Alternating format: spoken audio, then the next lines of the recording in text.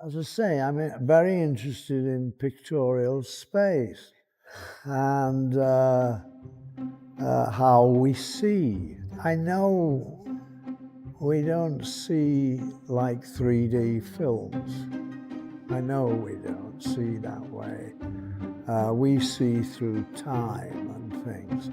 And how we see is a fascinating subject.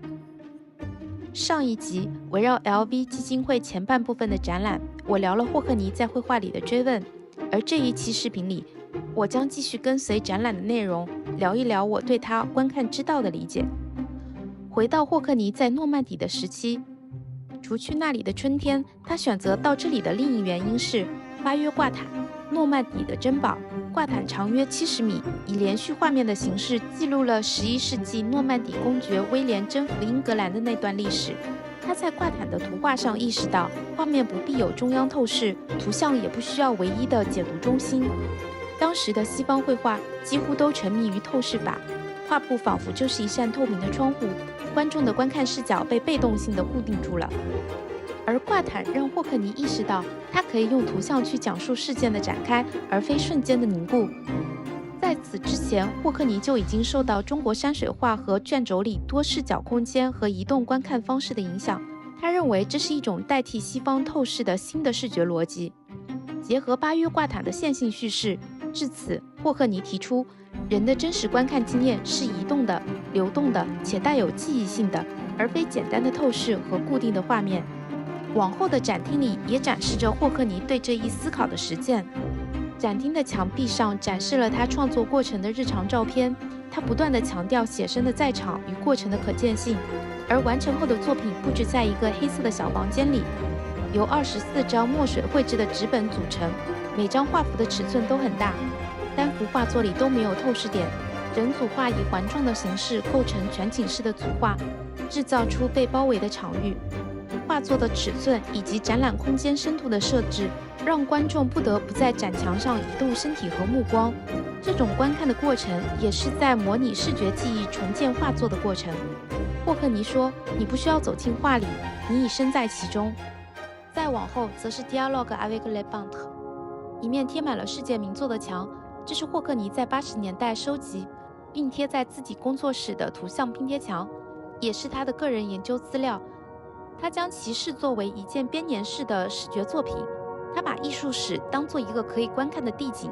值得一提的是，大卫·霍克尼是少有的艺术和学术都有非常大贡献的艺术家。在《隐秘的知识》一书中，霍克尼以自己作为画家的经验，提出文艺复兴时期艺术家可能借助光学仪器创作，讲述了光学镜头如何逐渐主导了绘画的演变。在图画史中，从图像的视角出发，探讨了人类如何通过图画去观察周围的世界，进一步反思图画如何塑造我们对自我和世界的感知。以及在霍克尼论摄影中，他通过摄影批判传统的视觉观念，强调主观观看的重要性。他以画家、研究者的双重身份，开创了实践反对历史的研究路径，以及在他的论证过程里反复流露出他的观点：观看是自我积累最基本的文献。再回到展厅里，他在这里大量模仿大师们的画作，以及不断地尝试重构他们的视角。霍克尼重新解构了这些作品中经典的透视元素，比如道路，他直接去掉了通向消失点的路线，消解了传统视觉引导中的主干，目的是为了挑战那些透视明确、构图中心化的图像。他一直认为，文艺复兴以来的中心透视法是一种把观看者定在一个固定视角上的系统。加上摄影的发展，我们被规训着以单一透视的方式理解世界。他拒绝这种受控的视觉，他要的是身体在空间中多视角的体验。这正与立体主义强调的多视角、打破单点透视、引入时间的概念不谋而合。因此，他开始像立体主义那样反对透视，他的艺术世界也开始变得碎片化、身体化。In a way, nature doesn't really have perspective. I've noticed trees don't follow the rules of perspective.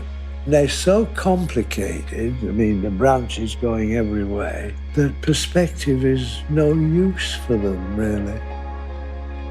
Perspective is a strangle, I think. It's not really making space, it's strangling space, I think. 梨花盛开的公路，作品通过数百张照片组合而成，呈现美国加州沙漠地区的一条高速公路。每张照片都代表着一个局部视角，这些照片不是同一瞬间拍下的，而是霍克尼在现场不断移动拍摄数天的结果。他不断地在强调，这些画面具有一种时间性，因为它既记录了空间，也记录了他的观看过程。作品的整个逻辑几乎就是立体主义的现代翻版，不同角度、不同时间的切片被放在同一画面之中。他也提及过自己的一些摄影拼贴作品，就是对立体主义未完成实验的延续。而这件作品也被视为霍克尼拼贴摄影的巅峰之作，成了摄影史上的里程碑。他开始拓宽了摄影作为艺术媒介的可能性。他的作品里，摄影不再是一种基于真实、被动的记录，而是一种主观经验的再构建。My photographic friend said he was a painting, and I said it was photography.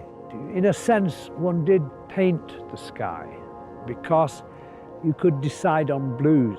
So in a way, I was making a choice of blue, and in a way that's like a painter, not like a photographer. 再往后，从未停止尝试新媒介的霍克尼开始将自己在摄影上的思考与影像相结合，他的多视角实验在这里被实践得更加彻底。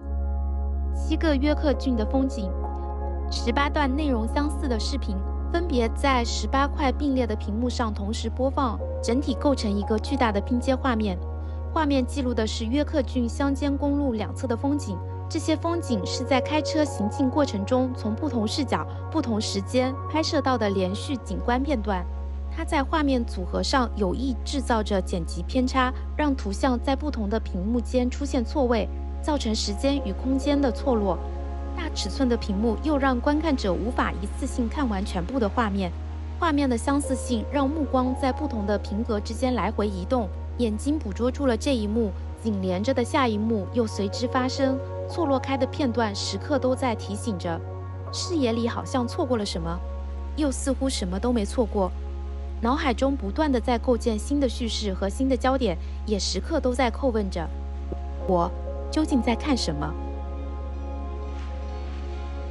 再往后，霍克尼似乎试图把观看推到一个更广的纬度里，从早期的拼贴摄影，再到多屏录像，再到 A Bigger Space for Dancing。灵感来自于亨利·马蒂斯的舞蹈。作品由18块屏幕和2面镜子组成，中央画出一个舞台，展现几位舞者的热身练习。2面镜子相互反射，制造出空间的深度和重叠感。